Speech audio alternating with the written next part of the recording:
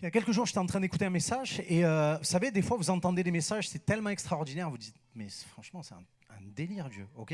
Et en fait, j'en ai entendu un comme ça. J'ai entendu le message, le témoignage d'un gars qui est plus maintenant sur cette terre, il a rejoint la patrie céleste. Et puis, il avait 30 ans le jour où Dieu a confirmé son appel.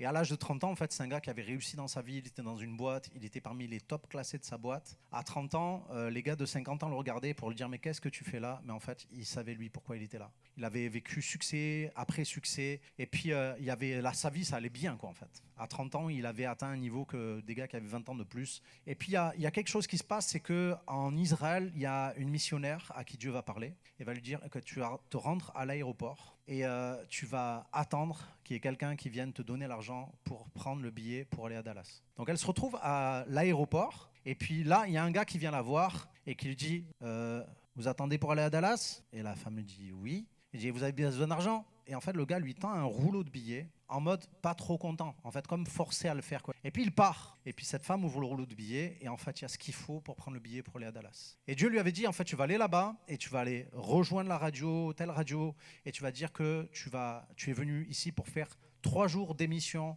sur les rêves et sur les visions. Parce qu'il y a une personne que j'ai appelée qui résiste à mon appel. Elle va appeler sur le téléphone de cette radio et tu vas lui dire qu'elle doit arrêter de résister, qu'elle réponde à l'appel.